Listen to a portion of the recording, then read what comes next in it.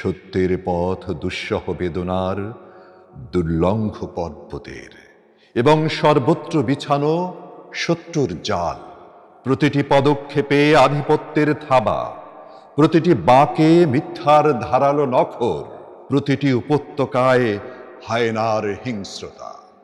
এখন এমন একটি সময় যখন সব মহলে জমজমাট অন্ধের বাজার, চতুর্দিকে নৃশংস অসুন্দর, চারিদিকে অমানবিক উন্মাদনা, সবখানি জালিম জুলুম পাপিষ্ঠদের উত্তাপ, দখল বেদখল আর অবৈধতার বিধান, অধিকার লুণ্ঠনের এক ভয়াবহ উৎসব।